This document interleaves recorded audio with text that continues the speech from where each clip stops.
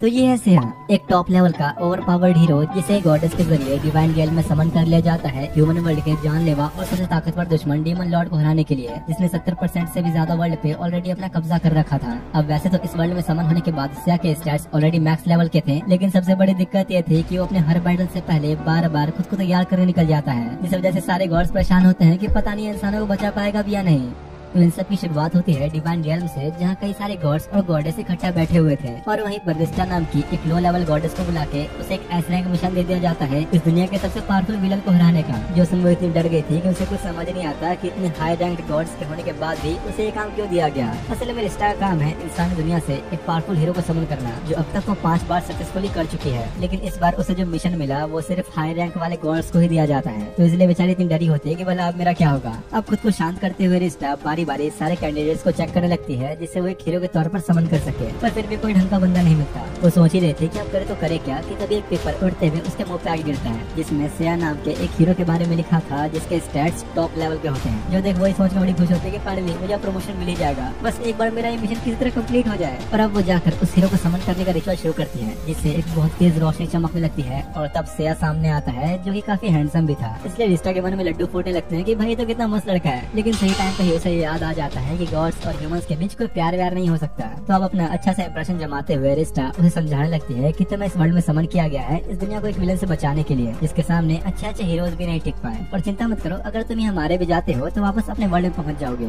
रिस्ता सेया को stats window open करते हुए दिखाती है कि अब तक जितने भी हीरोज इस वर्ल्ड में समन हुए हैं उन सब में सेया के स्टैट्स अब तक के सबसे हाईएस्ट है। इसलिए रिस्ता के हिसाब से वो एक परफेक्ट हीरो है इस दुनिया को बचाने के लिए। इस सब जानने के बाद भी सेया को फिर भी कोई इंटरेस्ट नहीं आता और उल्टा उसी की बेइज्जती करने लगता है कि तुम तो एक गॉडेस हो, तुम खुद क्यों नहीं इस दुनिया को बचा लेती। उसका सवाल तो अच्छा था, लेकिन यहाँ डिवाइन रियल के रूल के हिसाब से कोई भी गॉड खुद जाकर किसी विलन से नहीं लड़ सकता। इंसानों की प्रॉब्लम्स उन्हें खुद सुलझानी होती है, लेकिन सेया को अब भी कोई इंटरेस्ट नहीं आता और वो इन सब बातों पे ध्यान नहीं देता। तो उससे मैं अब रिस्ता उस वर्ल्ड में जाने का पोर्टल ओपन करते हुए कहते हैं कि लो तुम चल के खुद अपनी आंखों से ये देख लो, लेकिन सेया साफ मना करते हुए कहता है कि नहीं, मैं ऐसे किसी खतरनाक वर्ल्ड में बिना किसी हथियार और तैयारी के नहीं जाने वाला। रिस्ता उसे मनाने की कोशिश करती है कि देखो मैं तुम्हारी हेल्प के लिए तो वहाँ होंगी ना, टेंशन मत लो, चलो मेरे साथ। तो सेया गुस्से में कहता है कि तुम जैसी लो लेवल गॉडेस मुझे क्या ही बचा पाएगी। अगर मेरा सामना सच में ऐसे खतरनाक विलन से होने वाला है तो पहले मुझे खुद को तैयार करना होगा। सेया अब अपनी शर्ट उतार लेता है, जो देख रिस्टा के मन में लड्डू फूटने लग गया कि भाई कहीं मेरे साथ कुछ करने तो नहीं वाला। लेकिन तभी अचानक वो पुशअप्स करना शुरू हो गया, क्योंकि पहले उसे अपनी ट्रेनिंग कंप्लीट करनी थी। जो देख रिस्टा को याद आता है कि उस पेपर में सेया के बारे में ये भी लिखा था कि उसे सोचने की बीमारी है, वो हर एक चीज के बारे में कुछ ज्यादा ही गहराई से सोचता है। तो अब इसका सोल्यूशन निकालने के लिए रिस्टा एक दूसरी गॉडेस आर्या के पास आके उसे सब बताते हुए कहते हैं कि मुझे कुछ समझ नहीं आ रहा कि अब मैं करूँ तो करूँ क्या। तो पता नहीं कब तक ऐसे ट्रेनिंग करता रहेगा,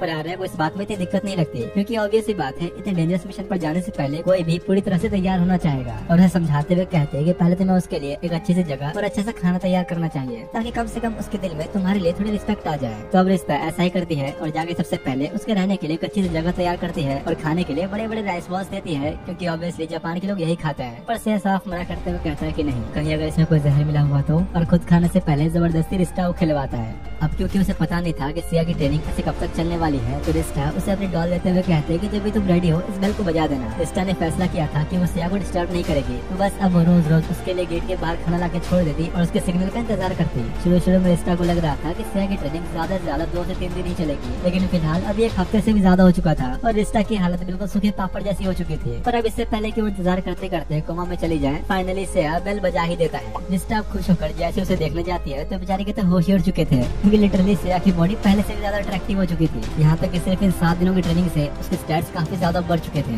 जो देख रिस्टा भी हैरान थी, क्योंकि लेवल अप होने के साथ साथ उसने काफी सारी नई नई स्किल्स भी डेवलप कर ली है। लेकिन सेया चाहता था कि वो जाने से पहले अपना मैक्स लेवल अचीव कर ले, पर फिलहाल रिस्टा की हालत देख के लगता नहीं कि वो और ज्यादा इंतजार कर पाएगी। तो सेया जाने के लिए तैयार होता है और उसी पोर्टल के जरिए दोनों टावर ऑफ एडोना नाम के एक टाउन में पहुंचते हैं, जहाँ रिस्टा सेया के लिए कुछ इक्विपमेंट्स लेने आई थी। टाउन के अंदर आते ही उन्हें कुछ लोग मिलते हैं जिन्हें रिस्टा हेलो कहती है, पर क्योंकि अपने सेया को कुछ ज्यादा ही सोचने वाली बीमारी थी तो वो सोचने लगता है कहीं वो बुढ़ा आदमी कोई डीमो तो नहीं था, क्या पता मुझ पर नजर रखने के लिए आया हो, अगर हम पे उसने अभी अटैक कर दिया तो हम क्या करेंगे। जो सुन के बेचारी खुद परेशान होती है कि पता नहीं इसकी बीमारी कब ठीक होगी। वहीं घूमते फिरते उन्हें नीना नाम की एक छोटी सी बच्ची मिलती है, जिससे वो लोग वेपन्स की शॉप पूछते हैं। और वहाँ पहुँचने पर रिस्टा सेया को पैसों से भरा एक पाउच देते हुए कहती है कि तुम इससे अपने लिए जो चाहे वो सामान खरीद सकते हो। तो अब अंदर जाकर सेया आस पास सारे इक्विपमेंट्स और वेपन्स को चेक करने लगता है और डिसाइड करता है कि मुझे 3 सिल्वर आर्मर के 3 सेट्स चाहिए, पहला पहनने के लिए, दूसरा बैकअप के लिए और तीसरा बैकअप के लिए बैकअप के लिए। लेकिन ये सारा सामान बेचारे रिस्टा के बजट से बाहर जा चुका चुका था तो सिया को बस आर्मर का एक ही सेट दिलाती है जो कि कुछ खास भी नहीं दिख रहा होता। सिया अब दोबारा उससे पैसे लेकर एक दूसरी शॉप में चला जाता है ढेर सारे स्मोक बॉम्ब्स और हर्ब्स लेने के लिए, और आके रिस्टा को समझाता है कि देखो हमें नहीं पता हम किसका सामना करने वाले हैं, तो पहले से रेडी रहना होगा। रिस्टा उसे समझाने की कोशिश करते है कि भाई तू इतना टेंशन क्यों ले रहा है, अभी थोड़ी ना वीडियो में तुम्हें मारने आ जाएगा। तभी वो छोटी सी बच्ची नीना भी वहाँ पर आती है जिसे वो लोग थोड़ी देर पहले मिले थे, और सिया को बताते हैं कि यहाँ सिर्फ स्लैम्स ही रहते हैं, कोई मॉन्स्टर नहीं। और लकी चार्म के तौर पर सिया को एक फ्लावर देती है क्योंकि वो काफी डर रहा था। सिया अब पूरी तरह रेडी होता है और आगे बढ़ते हुए वो लोग टाउन से बाहर निकलते हैं कि उन्हें एक छोटा स्लाइम दिखता है। अब वैसे तो ये स्लाइम इतना कमजोर था कि इसे एक बच्चा भी हरा सकता है, पर सिया इसे लेकर कुछ ज्यादा सीरियस था और लिटरली अपना सबसे खतरनाक मूव यूज करते हुए उस स्लाइम की चटनी बना देता है, जिसके असर से वहाँ एक बड़ा सा गड्ढा भी बन गया था। लेकिन भाई वो तो इतने में भी नहीं रुकता। सिया एक के बाद एक ढेर सारे ब्लास्ट करता है ताकि वो स्लाइम की तरफ बचना गया हो। लिटरली उसने स्लाइम के आने वाले 7 पुश्तों को बिठा दिया था। देख लिया ना अपनी ताकत का नमूना, अब तो खुश हो ना तुम। रिस्टा वो अगले टाउन चलने के लिए कह रही होती है कि इतने में अचानक उन्हें एक बहुत ही पावरफुल प्रेजेंस फील होती है, और तभी उनके सामने मशीना नाम की एक लेडी आती है जो कि डीमन किंग आर्मी के टॉप 4 हेवनली किंग्स में से एक है। उसका काम ही था कि इस दुनिया में आए डीमन लॉर्ड को मारने वाले सारे हीरोज को मिटाना, और इसलिए फिलहाल वो यहाँ सिया को खत्म करने के लिए आए थे। इस टाइम उसे देख के काफी ज्यादा डर रही होती है क्योंकि मशीना के स्टैट्स सिया से भी ज्यादा थे, पर इससे पहले क्या वो सिया को इस बात की वार्निंग दे पाती, वो तो पहले ही 9-2-11 हो चुका होता है। क्या हुआ, अब क्यों भाग रहे हो, इतनी ट्रेनिंग किया ना तुमने, लड़ो ना अब। मशीना भी अब एकदम से उनके पीछे पड़ जाती है, जो देख से उसके अटैक से बचने के लिए आसपास ढेर सारे स्मोक बॉम्ब से धुआं ही धुआं कर देता है, और जल्दी से रिस्टा से पोर्टल ओपन करवाते हुए वापस डिवाइन रियल में आ जाता है। मशीना कहते हैं कि चलो कोई बात नहीं, दोबारा तो मेरे हाथ लगोगे ही। दूसरी तरफ यहाँ से आते ही रिस्टा को रूम के बाहर निकालते हुए कहता है कि अब से मैं तब तक ट्रेनिंग करता रहूंगा जब तक कि मैं अपना मैक्स लेवल अचीव न कर लूं। तो अब रिस्टा के पास इंतजार करने के अलावा और कोई रास्ता भी नहीं होता, और यूं ही बैठे बैठे उसे 2 दिन बीत जाते हैं, पर सिया का अब तक कोई रिप्लाई नहीं आया था। तो रिस्टा अब अपने क्रिस्टल बॉल का यूज करती है ये देखने के लिए कि अगर इस वर्ल्ड में चल क्या रहा है, और एकदम से ही मशीना का चेहरा सामने आता है, जो ये अच्छे से जानते थे कि रिस्टा उसे डिवाइन रियल से देख रही है, और उसे धमकाते हुए कहते हैं कि अब तो तुम्हें आना ही पड़ेगा, वरना यहाँ हर 10 मिनट में एक इंसान मेरे हाथों मरेगा जब तक कि तुम उस हीरो को लेकर यहाँ नहीं आती। रिस्टा काफी घबरा गई थी और जल्दी से सिया के पास जाकर उसे सारी बातें बताते हुए कहती है कि हमें अभी चलना होगा, हमारे पास और कोई रास्ता नहीं। लेकिन सिया साफ मना कर देता है, तुमने ही तो कहा था कि रियल वर्ल्ड और डिवाइन रियल के बीच में काफी ज्यादा टाइम डिफरेंस होता है, वहाँ के 10 मिनट यहाँ के 16 घंटों के बराबर है, तो अभी हमारे पास काफी टाइम है। अब सिया की बात यहाँ पर सही तो थी, लेकिन वही दूसरी तरफ मशीना ने उस छोटी सी बच्ची नीना के फादर को अपना अगला शिकार बना रखा था, जो देख रिस्टा पूछती है कि हम लोग बस उन्हें इस तरह मरते हुए देखते रहेंगे, तुम्हें वहाँ जाने से डर लग रहा है तो क्या हम सबको मरने दें, अगर तुम मर भी गए तो कल को वापस अपने वर्ल्ड में चले जाओगे, पर उस टाउन के मासूम बच्चों और लोगों का क्या, तुम्हें इसकी कोई परवाह नहीं। लेकिन सिया बिना कोई जवाब दिए बस अपने पुशअप्स करता रहता है, जो देख रिस्टा कहते हैं कि शायद मुझसे ही गलती हो गई, मैंने एक डरपोक से मदद की उम्मीद लगाई। रिस्टा जाहिर ही होती है तभी पीछे से तैयार खड़ा हो जाता है और बताता है कि मेरे पास ये करने की अपनी एक वजह है, अगर मैं हारा तो पूरा टाउन तबाह हो जाएगा, यहाँ तक कि हो सकता है कि उस दुनिया का हर एक इंसान मारा जाए। शायद तुम अब तक ये बात समझ नहीं पाए कि इस लड़ाई के लिए मेरा तैयार होना कितना जरूरी है। रिस्टा अब जैसे सिया की तरफ देखते हुए उसके लेवल चेक करती है तो लिटरली बस 2 दिन की ट्रेनिंग के अंदर ही उसके स्टैट्स आसमान छू चुके थे। रिस्टा एक्साइटेड होकर पोर्टल खोलने वाले थे कि सिया उसे गुस्सा देकर मारता कि पागल हो क्या, अगर हम अभी वहाँ गए तो वो उसी वक्त उन्हें मार देगी, थोड़ा इंतजार करो। वहीं दूसरी तरफ टाउन में मशीना को 10 मिनट कुछ ज्यादा ही लंबे लग रहे थे, तो वो सोचते हैं कि चलो छोड़ो इन्हें 5 मिनट में ही निपटा दिया जाए, और जैसे ही उन्हें मारने के लिए अपनी स्वॉर्ड उठाती है कि सिया दूर से ही एक स्ट्राइक करता है, जो मशीना ने भी काफी आसानी से डॉज कर लिया था, और सिया का मजाक उड़ाने लगती है कि यार कुछ तो दम दिखाओ, एक हीरो होकर इतना कमजोर अटैक। मौका देखकर नीना और उसके फादर चले जाते हैं, और मशीना सिया के स्टैट्स देखकर हैरान होती है कि इतनी जल्दी इसका लेवल इतना कैसे इंक्रीज हो गया, और अगले ही पल मशीना अपने बॉडी का साइज बढ़ाकर खुद को ट्रांसफॉर्म करके सिया पर अटैक्स करना शुरू हो जाती है, जिसे वो बस अभी ब्लॉक करने पर ध्यान दे रहा था। मशीना को ये देख यकीन नहीं होता कि सिया उसकी इस स्पीड को ही मैच कर पा रहा है, और कहती है कि शायद अब मेरे सीरियस होने का वक्त आ गया है। रिस्टा खतरे को समझ गई थी और जल्दी से सिया को वार्न करती है कि उससे बच के रहो, वो जरूर कुछ करेगी, और बस उसके इतना बोलते ही मशीना अपने स्वॉर्ड से खुद को ही मार लेती है। उसके पेट से अब धीरे धीरे कोई चीज बाहर आने लगती है, जो देख रिस्टा पूरी तरह डर गई होती है, क्योंकि असल में यही उसका ट्रू फॉर्म था, एक जायंट मॉन्स्टर, और तो और अब उसके स्टैट्स भी सिया से ज्यादा हो चुके थे। तभी मशीना कहते हैं क्या तुमने कभी सोचा है अपने लिमिट से भी ज्यादा पावर हासिल कर लेना कैसा होता है, और वो एकदम से सिया के ऊपर कूद पड़ती है, जिससे आस पास काफी सारी धूल फैल चुकी थी। रिस्टा डर के मारे रोने लगती है कि पता नहीं क्यों मैंने सिया को इस मुसीबत में डाला, लेकिन जब धूल उठती है तो वो देख के बुरी तरह हैरान हो गई कि उसने अटैक ब्लॉक कर लिया, जिसका सिर्फ एक ही मतलब था कि सिया के स्टैट्स इस वक्त मशीना से भी ज्यादा हैं। रिस्टा अब उसके स्टैट्स देखने की कोशिश करती है तो उस पर पहले से सिया ने अपना एक लॉक लगा रखा था, तो रिस्टा अब काफी हाई लेवल का मैजिक यूज करते हुए उसके लॉक तोड़कर स्टैट्स देखती है तो उसके तो आंख ही बाहर आ गई थी, क्योंकि सिया के स्टैट्स इस वक्त पिछली बार से भी 10 गुना ज्यादा बढ़ चुके हैं। और तब उसे बात समझ में आती है कि जब सिया इस वर्ल्ड में आया तब से ही उसके पास काफी हाई लेवल के स्टैट्स थे। वो पहले ही इतना ट्रेनिंग कर चुका था कि चाहता तो पिछली बार ही मशीनों को हरा सकता था, पर उसने फिर रिस्टा से अपने सारे स्टैट्स छुपाया ताकि अपना लेवल और इंक्रीज कर सके। रिस्टा सब सोच रही थी कितने मशीना हवा में उड़कर अपना अगला अटैक तैयार करने लगती है कि तभी प्लग चपकती से ठीक उसके बगल में खड़ा होता है, जो देख लिटरली उसके पसीने छूट जाते हैं। पर शायद अब उसके हार मानने के लिए काफी देर हो चुकी थी। सेया अपने फ्लेमिंग स्वॉर्ड का यूज करता है, पर इससे पहले की मशीनें वहाँ से हिल नहीं पाती, बस 1 सेकंड के अंदर ही वो उसकी पूरी बॉडी के टुकड़े टुकड़े कर जाता है। सेया के नीचे आने पर रिस्टा उसे पूछने लगती है कि आखिर तुमने मुझसे अपने स्टैट्स क्यों छुपाए, क्या तुम्हें मुझ पे इतना भी विश्वास नहीं? तो सेया कहता है कि नहीं, अगर मैं तुम्हें बता देता तो आगे चल के किसी ब्रेन मॉन्स्टर ने तुम्हारे दिमाग पर काबू कर लिया तो वो तो मेरे बारे में सब जान जाएगा। तो इससे अच्छा है कि पहले ही सावधान रहो। तभी टाउन के सभी लोग इकट्ठा होकर सेया को उन्हें बचाने के लिए शुक्रिया अदा करते हैं, और एक बुढ़ा आदमी उसे कहता है कि आज हम तुम्हारे लिए एक शानदार पार्टी रखेंगे, तो क्या तुम आना चाहोगे? सेया कहता है कि नहीं, मुझे और भी काम है। और अब मशीना के टुकड़े होने के बाद आसपास जो गंदगी फैली थी वो सबको एक जगह पर इकट्ठा करके उनमें आग लगा देता है ताकि उसके दोबारा जिंदा होने की उम्मीद ही न बचे। सेया तब तक नहीं रुकता जब तक उसका पूरी तरह नामो निशान न मिटा दे, और इस चक्कर में उसने लिटरली पूरे विलेज को जला कर राख कर दिया था, जिस वजह से रिस्टा और सेया दोनों को ही टाउन से निकाल दिया जाता है। तभी वहाँ नीना और उसके फादर सेया को थैंक्स कहने के लिए आए थे, उनकी जान बचाने के लिए और एक शुक्रिया अदा के तौर पर देने के लिए उसके फादर के पास बस थोड़े बहुत ही पैसे थे जो वो सेया को दे रहे थे, जिसे भाई वो बिना हिचकिचाए ले भी लेता है और कहता है कि क्या बस इतने से मैंने तुम्हारी जान बचाई और तुम मुझे बस इतने से पैसे दे रहे हो? रिस्टा भी बेचारी अब क्या ही बोलती, शर्म के मारे चुपचाप उन्हें बाय कहते हुए निकल जाती है। जिसके बाद अब थोड़ा आगे आने पर रिस्टा कहते हैं कि हमें नए टाउन में चलना चाहिए, लेकिन सेया मना करते हुए कहता है कि नहीं, अभी नहीं, अभी हमने डीमन लॉर्ड के 4 हेवनली किंग्स में से एक को मार गिराया तो जरूर वो और भी खतरनाक लोगों को हमारे पीछे लगाएगा। रिस्टा उसे मनाने के लिए काफी रिक्वेस्ट करती,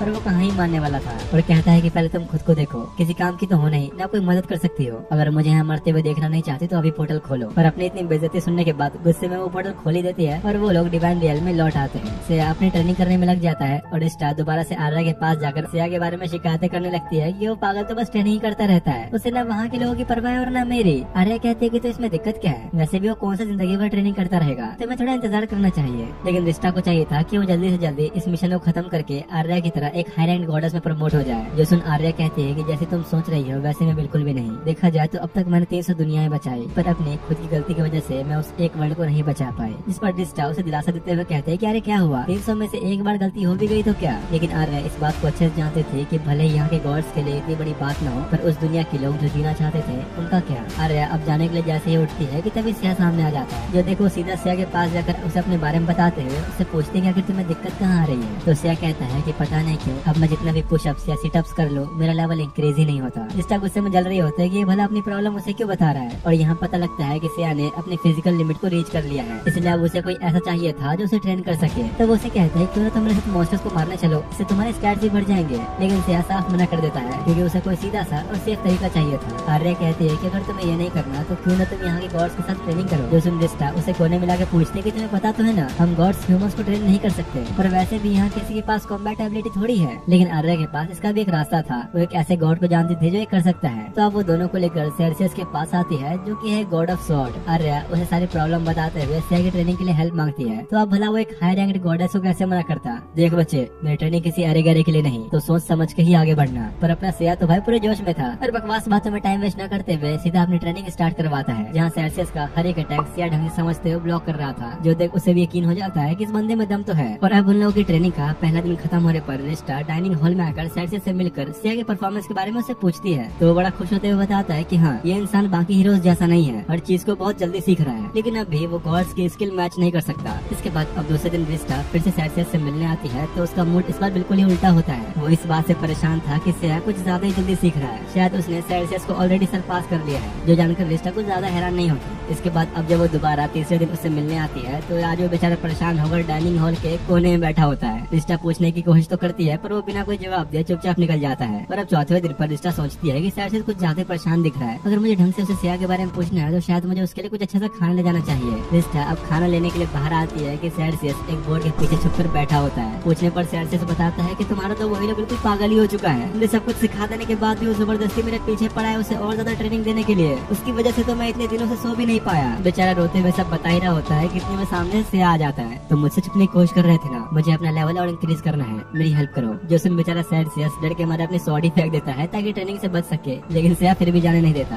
अरे पागल हो क्या, छोड़ो उसे, वो एक गॉड है। रिस्टा उसे रोक रही होती है कि तभी आर्या आके बताती है कि गॉडेस ईस्टर को तुमसे मिलना है। तो अब उसे सेर्सियस को इसी हालत में छोड़ के जाना पड़ता है। यहाँ हमें पता लगता है कि ईस्टर एक काफी हाई रैंक्ड गॉडेस है, जो कि रिस्टा को बुलाकर उससे सारी रिपोर्ट्स लेती है कि आखिर उस हीरो के साथ चल क्या रहा है। और जब उन्हें पता लगता है कि सेल्सियस भी सिया के सामने हार मान गया तो वो खूब हंसती है, क्योंकि असल में सेल्सियस पहले के इंसान ही था, तो शायद इसलिए उसके अंदर अभी कुछ ह्यूमन फीलिंग्स बची हुई है। अब इन सब बातों को साइड रख के ईस्टर रिस्टा को बताते हैं कि तुम लोगों ने उन हेवनली किंग्स में से एक को हरा तो दिया, पर अब वहाँ के पास के टाउन में कुछ बहुत बुरा होने वाला है, इसलिए वो चाहती थी कि सिया और रिस्टा वापस उस वर्ल्ड में जाए। रिस्टा भी इसके लिए तैयार होती है, और अब जब वो सिया को बुलाने के लिए ट्रेनिंग ग्राउंड पे गई तो वहाँ तो बंदा लिटरली सेल्सियस को पूरी तरह पीट रहा होता है। बेचारी रिस्टा भी हैरान होती है कि भाई ये क्या चल रहा है, और उसे डांट कर सारी बातें बताते हुए तुरंत उस वर्ल्ड में चलने को कहती है। पर सिया भी इस बार मना नहीं करता। सेल्सियस को चूस कर उसने अपना लेवल जो इंक्रीज कर लिया था। इसके बाद अब दोनों उसी वर्ल्ड के अंदर सैमुअल नाम के टाउन में पहुंचते हैं, जहाँ काफी सारे लोग ऑलरेडी जान बचाने के लिए जगह खाली करने लगे थे, क्योंकि पूरे टाउन में हर जगह अनडेड्स भर चुके हैं, इसलिए हर कोई बस अपनी जान बचाना चाह रहा था। सिया को ये चीज समझ नहीं आती तो रिश्ता समझाती है कि जब कोई इंसान मरने के बाद वापस जिंदा हो जाए तो उसे अनडेड कहा जाता है। यहाँ तक कि अनडेड्स इंसानों के साथ घुल मिलकर उनका ही रूप ले लेते हैं। सिर्फ होली वाटर के जरिए ही हम इनका असली रूप देख सकते हैं। जो सुनते से टाइम वेस्ट न करते हुए होली वाटर लेने के लिए शॉप में आकर सीधा 1000 बोटल्स मांगता है, लेकिन फिलहाल अनडेड्स वाली घटनाओं के सामने आने की वजह से ये बोटल्स काफी रेयर हो चुकी हैं, इसलिए एक इंसान को 10 से ज्यादा बोटल्स की परमिशन नहीं थी, तो सिया को भी सिर्फ 10 ही मिलते हैं।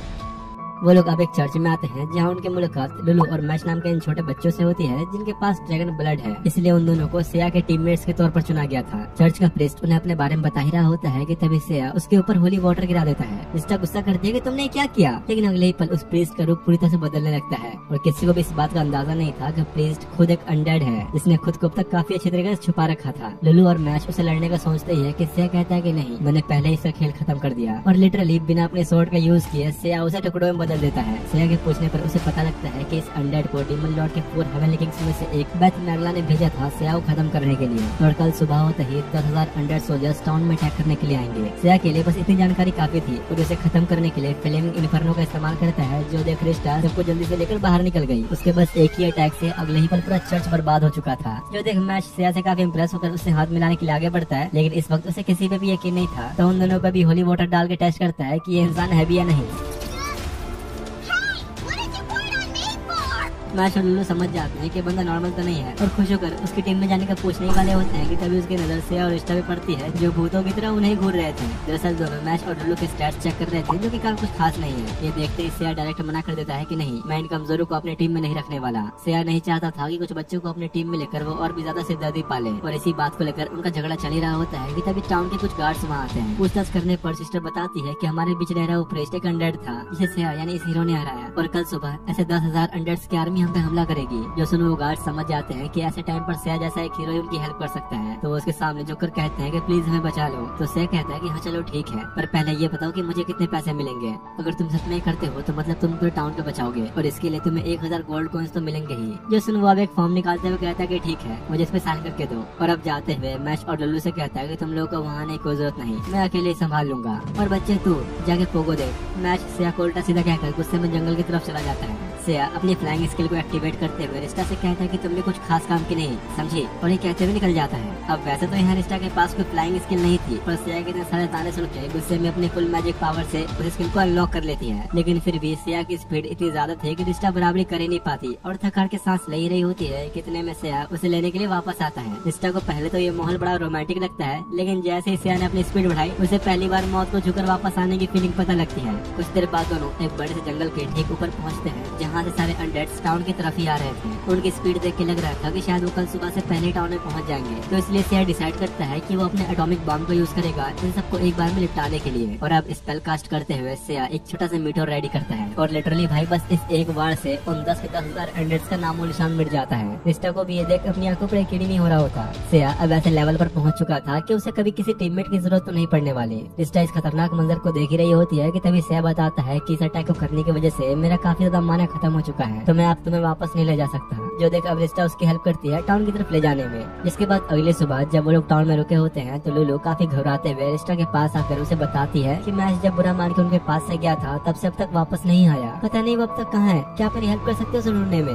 तो रिस्टा अब सिया को ये बताने जाती है, लेकिन उसे वहाँ ये देखने मिलता है कि उसने लिटरली अपनी पावर से एक स्वॉर्ड बनाकर तैयार कर दी। सिया बताता है कि रिस्टा के जो टूटे हुए बाल हर जगह कमरे में फैले हुए थे, उसी का यूज करके उसने स्वॉर्ड बना दिया। अब इससे पहले रिस्टा इस पर कुछ रिएक्शन देती, वहाँ की लैंडलॉर्ड एक बड़ा सा कुछ सामान लेकर आती है जो कि किसी ने सिया के लिए डिलीवर किया है, लेकिन वो कहता है कि नहीं, मैं कैसे मान लूं, इसमें कोई बॉम्ब हुआ तो। वो डर रहा था तो रिस्टा अब खुद उस पार्सल को खोलती है जिसमें से एक बड़ा सा मिरर निकलता है। शुरू में तो सबको लगा कि शायद कोई नॉर्मल सा मिरर है, लेकिन अचानक ही सबको उसके अंदर किसी की इमेज दिखती है जो कि और कोई नहीं बल्कि मैश था। और इस वक्त वो डीमन लॉर्ड के 4 हेवनली किंग्स में से एक मैगलाई कब्जे में है, जो अब सामने आते हुए उन सभी से कहता है कि मेरे सारे अंडर्स मारे गए सिर्फ उस फालतू से हीरो की वजह से। लेकिन चलो कोई नहीं, अब तुम्हारी एक कीमती चीज मेरे पास है। अगर उस हीरो ने अभी झुककर मेरे सामने हार नहीं मानी तो ये बच्चा मारा जाएगा। तभी मैश सिया से कहता है कि मैंने सुना है कि तुमने अकेले ही 10,000 अंडर्स को मार गिराया। अगर ये सच है तो मेरे लिए इतना ही काफी है, प्लीज यहाँ बताना। लेकिन अगले ही पल अचानक सिया मिरर के बाहर से ही अपनी स्वॉर्ड का यूज करते हुए मैगला के हाथ काट डालता है। सिया पहले से जानता था कि मशीना की तरह ही बाकी की किंग्स भी यही चाल चलने की कोशिश करेंगे, इसलिए वो इस बार पहले से रेडी था। और अब बस मैगला का एक हाथ काटते ही रिस्टा को लेकर डिवाइन डुएल में वापस आ जाता है। सिया का अंदाजा था कि लगभग अगले 10 सेकंड्स में मैगला मैश को मार देगा, जो कि होते हैं डिवाइन डुएल के 15 मिनट के बराबर। तो सिया अब टाइम वेस्ट न करते हुए डायरेक्ट अब सबसे हाई रैंक्ड गॉडेस ईस्टर के पास आ जाता है उनसे मैश की लोकेशन पूछने के लिए। अब वैसे तो गॉड्स का इस तरह ह्यूमंस की हेल्प करना रूल्स के खिलाफ था, पर फिर भी वो उसकी हेल्प करते हुए मैश की लोकेशन बताई देती है जहाँ भी मैगला उसके साथ ही था। तो सिया अब रिस्टा से सीधा उस जगह पे पोर्टल ओपन करवाता है। उसका प्लान था कि वो पहले जाकर मैगला पर वार करके मैश को उससे दूर करेगा और मौका देखते ही रिस्टा मैश को जल्दी से हील करेगी। वो लोग अब ठीक ऐसा ही करते हैं और रिस्टा मैश को हील करने में लगी थी कि तभी मैगला डार्क फर्स नाम के एक बर्ड से ब्लैक स्पिरिट को समन करता है। रिस्टा उसके स्टैट्स चेक करती है, जो देखो बहुत डर गई थी क्योंकि उस मॉन्स्टर को किसी भी तरह हराया नहीं जा सकता। उसका डिफेंस इतना पावरफुल था कि आइस मैजिक के अलावा उस पर कुछ भी असर नहीं करेगा। असल में मशीना और सिया का मैच देखकर मैगला इस बात को जान चुका था कि सिया एक फायर टाइप यूजर है और उसी हिसाब से उसने डार्क फर्स को तैयार किया है। वो बड़ा खुश होता है कि अब तो इस हीरो की जीतने कोई उम्मीद ही नहीं बची, लेकिन अपने सिया को तो जैसे को फर्क ही नहीं पड़ता और एक जोरदार पंच देके मारता है। उसने पहले खुद को ट्रेन कर लिया था कि कोई भी उसकी कमजोरी का फायदा न उठा पाए और अगले ही पल सिया डार्क फर्स के खतरनाक पंच को ब्लॉक करने के साथ साथ उसे वहीं खड़े खड़े बर्फ में जमा देता है। मैगला की बुरी तरह फट जाती है कि इसने आइस मैजिक कैसे यूज कर लिया। तो सिया बताता है कि दरअसल मैंने रिस्टा के बालों का यूज करके इस ब्रेसलेट को तैयार किया था, जिससे मैं हर बारी एक आइस मैजिक का अटैक कर सकता हूँ और मेरे पास ऐसे 10-20 और हैं। जिसके बाद अपने फ्लेमिंग स्वॉर्ड का यूज करते हुए सिया उस मॉन्स्टर का नामो निशान मिटा देता है। मैगला के पास चलने को और कोई चालें नहीं बची थी तो रिस्टा समझ जाती है कि यहाँ पे अब क्या होने वाला है और जल्दी से मैच को लेकर बाहर निकल जाती है।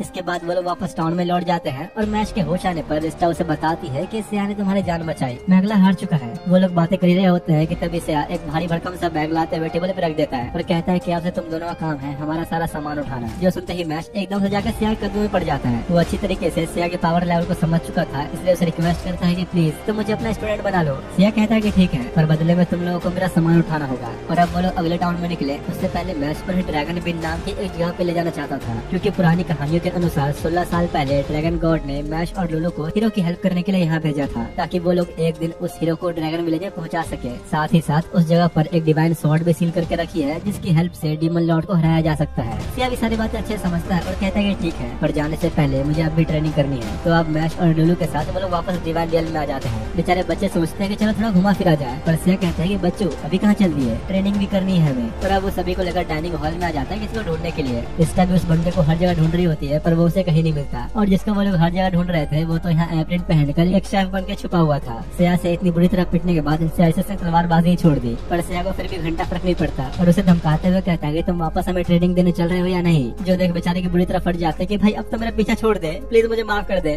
पर जैसे सिया उसे बताता है कि तुम्हें मुझे नहीं मैच को ट्रेनिंग देनी है, तो बड़ा खुश होता है, क्योंकि मैच के स्टैट्स सिया से बहुत ज्यादा कम थे और जोर जोर से हंसते हुए कहता है कि आप बच्चे अब मैं ट्रेन करता हूँ तुझे। फाइनली बेचारे को कोई ढंग का स्टूडेंट मिल ही गया। अब इसके बाद रिस्टा लुलू को लेकर फायर गॉडेस याका के पास आती है ताकि वो उसे मैजिक सिखा सके। याका भी तैयार होती है उसे सिखाने के लिए कि अगर इसे एक दुनिया बच सकती है तो वो ये जरूर करेगी। तो अब दोनों को अपने अपने टीचर्स के पास पहुंचाने के बाद सिया कहता है कि फिलहाल मुझे भी अपने लिए कोई ट्रेनर चाहिए, पर लगता नहीं कि शायद अब मेरे लायक कोई है नहीं। वो लोग इस बारे में बात करते हुए जाहिर रहते हैं कि तब Rizta goddess of destruction Valkyrie से टकरा जाती है, जिसकी हरकतें मुझे कुछ ठीक नहीं लग रही। वैल्करी बहुत ही घमंडी और गुस्से वाली गॉडेस थी, तो इसलिए रिस्टा से कहते हैं कि मेरे पास अभी टाइम नहीं है, नहीं तो मैं तुझे दिखा देते कि मुझसे टकराने का अंजाम क्या होता है। उसके जाने के बाद सिया कहता है कि मुझे उसमें से बहुत ही खतरनाक पावर फील हो रही है और रिस्टा से पूछने पर उसे पता लगता है कि वैल्करी पूरे डिवाइन रियल की सबसे पावरफुल गॉडेस है। सिया को ये पता लगता ही डायरेक्ट उसे जाके खुद को ट्रेनिंग देने के लिए पूछ लेता है। जो सुन वो तो गुस्से में पागल ही हो गई कि तुझ जैसे नीचे इंसान की हिम्मत कैसे हुई मुझसे ऐसे बात भी करने की। वो तो लिटरली सिया को उसी वक्त जान से मारने ही वाली थी कि इतने में आर्या सामने आ जाती है, जो सिया के लिए वैल्करी से खुद माफी मांगती है। और क्योंकि आर्या भी एक हाई रैंक रिस्पेक्टेड गॉडेस थी, तो वैल्करी भी बात को ज्यादा बढ़ाए बिना चली जाती है। सिया को चाहिए था कि कोई उसे ट्रेन करे, तो आर्या कहते कि चलो ठीक है मेरे साथ आओ और वो उन्हें गॉडेस ऑफ वॉर एडेनिला से मिलाने लाती है, जिसकी शक्ल बिल्कुल एक भूतनी जैसी थी। आर्या पूछते हैं क्या तुम इस ह्यूमन को ट्रेनिंग में हेल्प कर सकती हो, तो एडेनिला कहते हैं कि हाँ क्यों नहीं, और एकदम से पलक झपकते सिया के पीछे आ जाती है। उसके पास सिया को सिखाने के लिए सिर्फ यही एकलौता मूव है जो इतना तेज है कि कभी भी कोई उसकी स्पीड मैच नहीं कर सकता। ये सिया को भी काफी पसंद आया होता है और उसे सीखने के लिए वो रेडी था। अब धीरे धीरे उन सबकी ट्रेनिंग का पहला दिन शुरू होता है, जहाँ मैश और लुलु की ट्रेनिंग काफी अच्छी चल रही थी। पर जब वही रिश्ता सिया की ट्रेनिंग देखने गई तो उसे सिर्फ एडेनिला ही दिखती है। उसके पूछने पर एडेनिला कहती है कि हाँ ये हीरो मैंने अब तक जितने भी देखे उस समय काफी अजीब तो है, पर फिर भी मुझे काफी अच्छा लगा। देख कैसे लग रहा था कि एडेनिला सिया के साथ कुछ ज्यादा ही मजे कर रही है। जिसके बाद दूसरे दिन रिश्ता जब खाना लेकर जा ही रही थी तो सिया और मैश पहले से डाइनिंग हॉल में बैठे थे, जहाँ सिया उसे कुछ लाइफ चेंजिंग टिप्स दे रहा था और सारी बातें समझा के चला जाता है। रिश्ता पूछती है कि तो बताओ क्या सिखाया उसने। नहीं ज्यादा कुछ नहीं, बस उसने समझाया कि किसी भरोसा मत करना। सिया ने भाई बस अपने सोचने वाली बीमारी को मैश के अंदर पास ऑन कर दिया था। अब इसके बाद धीरे धीरे 3 दिन बीत जाते हैं तो रिश्ता मैश और लुलु की ट्रेनिंग खत्म होने पर उन्हें वापस लेने आई होती है। मैश के स्टैट्स तो काफी अच्छे लेवल पे इंक्रीज हो चुके थे, पर वहीं लुलु में कुछ ज्यादा इंप्रूवमेंट्स नहीं आई होती। या रिश्ता को साइड में लाकर बताती है कि इस बच्ची के अंदर मैजिक यूज करने का कोई भी टैलेंट नहीं, तो हमारी कोशिश करनी बेकार है। रिश्ता अब उन दोनों को लेने के बाद सिया के पास आती है, जहाँ उसे अपनी आंखों पर यकीन नहीं हो रहा होता, क्योंकि एडेनिला पूरी तरह बदल चुकी थी। उसने सिया के साथ ट्रेनिंग करके बहुत सारी नई नई चीजें सीख ली थी और तो और वो उसे पसंद भी करने लगी है। इसलिए एडेनिला उसके लिए केक बनाकर लाई होती है और पूछती है क्या मैं तुम्हारे साथ तुम्हारे सफर पे चल सकती हूँ। इस पर सिया कहता है क्या बकवास है, ये सोच भी कैसे लिया तुमने कि तुम जैसी बेकार गॉडेस को मैं अपनी टीम में रखूंगा, जो उन बेचारी के सारे अरमानों में पानी फिर जाता है। और सिया के रिजेक्शन से गुस्से में पागल होकर हर जगह तबाही मचाने लग जाती है। वो अब जाने लग रहा था कि रिश्ता कहते कि प्लीज पहले तुमने जो अब ये सब करवा दिया उसे तो ठीक करो, लेकिन अपने सिया को इसे घंटा फर्क नहीं पड़ता और मना करते हुए पोर्टल में एंटर कर जाता है। अब कुछ देर बाद जब वो सब लोग वापस उस वर्ल्ड में आ गए होते हैं तो अब वो मैश की बताई जगह ड्रैगन केव जाने वाले थे। लुलु रास्ते में चलते हुए ही अपने फायर मैजिक की प्रैक्टिस कर रही होती है, तो सिया कहता है कि इसे रहने दो, तुम लोग बस अभी अपना सामान उठाने पे ध्यान दो, बाकी मैं संभाल लूंगा। लेकिन उसी वक्त अचानक ही सामने से काफी सारे मॉन्स्टर्स निकलने लगते हैं। अब वो तीनों इससे पहले ही कुछ सोच पाते एक आग में लिपटा हुआ बर्ड उस सभी को जलाने लग जाता है। सिया बताता है कि इसे मैंने अपने फायर मैजिक से बनाया है। इस बर्ड के अटैक का नाम है ऑटोमेटिक फिनिक्स, जो 30 लेवल से नीचे वाले मॉन्स्टर्स को इजीली खत्म कर सकता है। सिया की पावर्स लिटरली इतनी बढ़ चुकी थी कि लगता नहीं अब मैश और लुलु को अपनी स्किल्स दिखाने का मौका मिल पाएगा। अब थोड़ी देर बाद घूमते हुए वो लोग एक छोटे सा टाउन में पहुंचते हैं ताकि अपने कुछ सामान खरीद सकें। केव में जाने के लिए उन्हें कुछ टॉर्चेस चाहिए थी, तो सिया अब मैश से टच लेते हुए पूछता है कि तुम्हें क्या लगता है हमें कितने टॉर्चेस खरीदने चाहिए। ऐसा है तो मेरे ख्याल से शायद 50। तो सिया कहता है कि नहीं 500।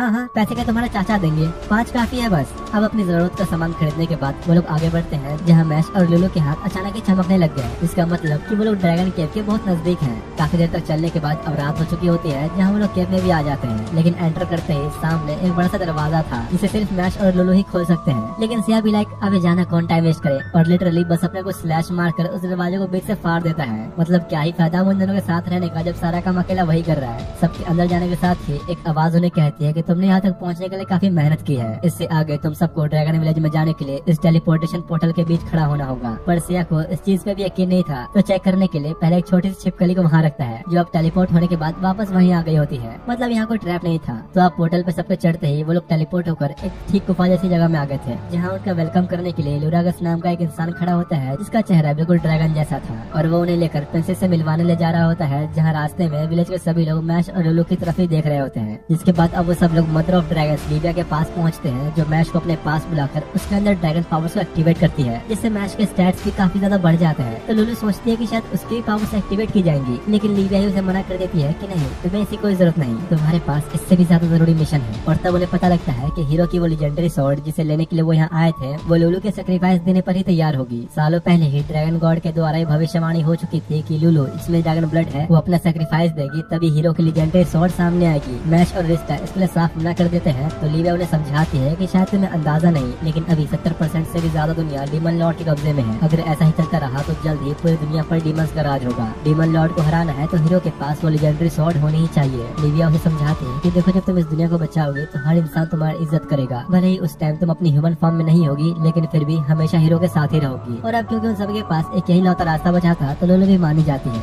आज रात ही उसकी सैक्रिफाइसिंग सेरेमनी को परफॉर्म किया जाएगा। तब तक लुलु अपने दोस्तों के साथ आखिरी वक्त बिता सकती लगती है। जिसके बाद जब वो लोग बाहर आते हैं तो मैश उससे पूछता है कि क्या सच में तुम्हें करने के लिए तैयार हो, पर लुलू को जवाब नहीं दे पाती। वो हमेशा से हीरो की हेल्प करना तो चाहती थी, लेकिन उसे ये अंदाजा नहीं था कि इसके लिए उसे खुद को ही सेक्रीफाइस करना पड़ेगा। लेकिन सिया को तो जैसे इन सब बातों की कोई पड़ी ही नहीं थी और आराम से जाकर अपनी खरीदारी में लग जाता है। रिस्टा गुस्सा करती है कि आखिर तुम ऐसे टाइम पे सब कैसे कर सकते हो, क्या तुम्हें लुलू की कोई परवाह नहीं। तो सिया कहता है कि देखो मेरे पास कुछ कहने को नहीं, जो उसका काम है वो तो उसे करना ही पड़ेगा, मैं इसमें कुछ नहीं कर सकता। लुलू को काफी बुरा लगता है कि जिसके लिए वो सेक्रीफाइस करने वाली है उसे ही मेरी कोई परवाह नहीं, और रोते हुए चली जाती है।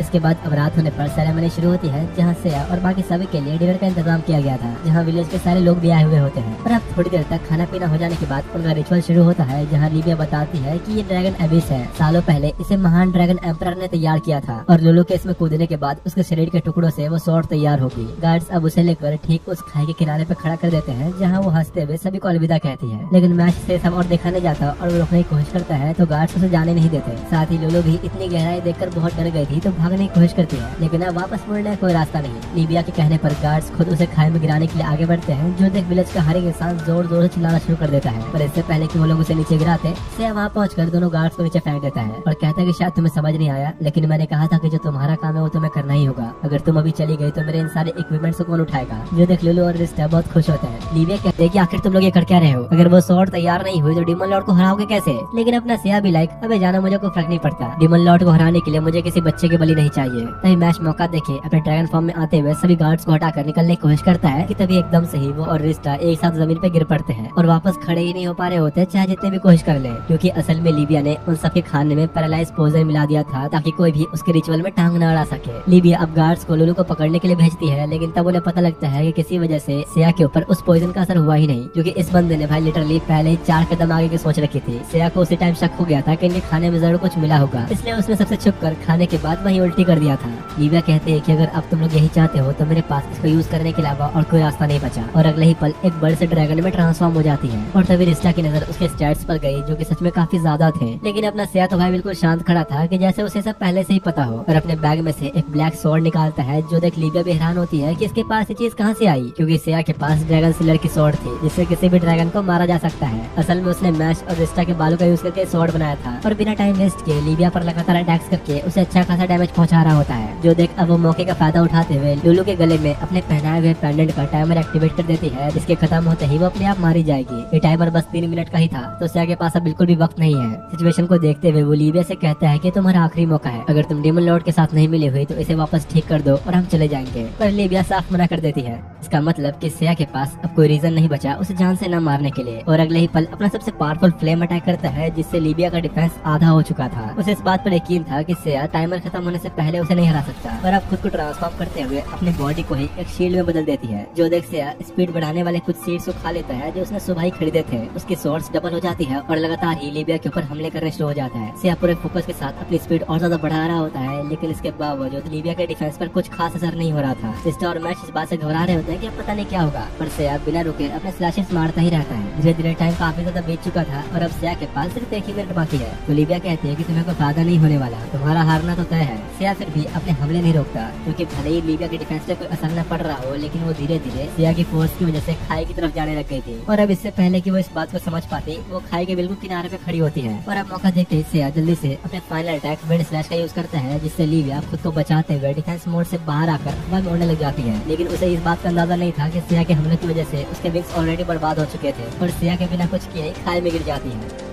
उसके मरते के साथ ही लुलू का पेंडेंट भी डिस्ट्रॉय हो जाता है और साथ ही रिस्टा और मैच के ऊपर पोइजन का असर भी खत्म हो चुका था। तो रिस्टा के उससे पूछते कि आखिर तुमने ये कब किया, उसके विंग्स कब चला दिए तुमने, भूल गई क्या। मैं हर बार 2 कदम आगे की सोचता हूँ। वो लोग वापस जाने की बात कर ही रहे होते हैं कि तभी खाई में से एक तेज रोशनी चमकने लगती है और हीरो की वो लेजेंडरी स्वॉर्ड तैयार होकर बाहर आती है। सिया सबको बताता है कि असल में इस स्वॉर्ड को बनने के लिए किसी फीमेल ड्रैगन की जरूरत थी, इसलिए लीबिया के मरने के बाद भी स्वॉर्ड तैयार हो गई। और सिया अब विलेज के लोगों को समझाते हुए प्रॉमिस करता है कि वो डेमन लॉर्ड को जरूर हराएगा, प्रिंसेस लीबिया का सैक्रिफाइस बेकार नहीं जाएगा। जिसके बाद चारों टेलीपोर्ट होकर वापस ड्रैगन केव में आ जाते हैं। रिस्टा मैच और लुलू से कहते हैं कि तुम लोग बाहर जाकर थोड़ा इंतजार करो, हम लोग आते हैं। जिसके बाद अब सबसे पहले तो वो उसे डांटती है कि तुमने मेरे बाल क्यों निकाले, मुझे गंजा करने का इरादा है क्या तुम्हारा। पर फिर कहते हैं कि चलो छोड़ो, मुझे तुमसे बस ये जानना है कि वो स्वॉर्ड जो खाई से बाहर निकल कर आई वो लेजेंडरी स्वॉर्ड नहीं थी ना। मैं उसी वक्त समझ गई थी जब उस स्वॉर्ड में से मुझे किसी भी तरह की डिवाइन एनर्जी फील नहीं हुई। तो सिया बताता है कि हाँ, ये मेरी ही स्वॉर्ड है जो तुम्हारे बालों से बनी है। असल में उसने बस वहाँ के लोगों को दिलासा देने के लिए इसे एक डिवाइन स्वॉर्ड के तौर पर दिखाया। सिया कहता कहता है कि देखो मुझे उस चीज से कोई फर्क नहीं पड़ता, अगर बात डीमन लॉर्ड को हराने की है तो मैं कोई ना कोई रास्ता ढूंढ ही लूंगा। और तभी दूसरी तरफ पहली बार डीमन लॉर्ड की एक झलक दिखाई जाती है जो कि कह रहा होता है कि आखिर वो वेपन हमारे हाथ लगे गया, जिससे गॉड्स को भी मौत के घाट उतारा जा सकता है।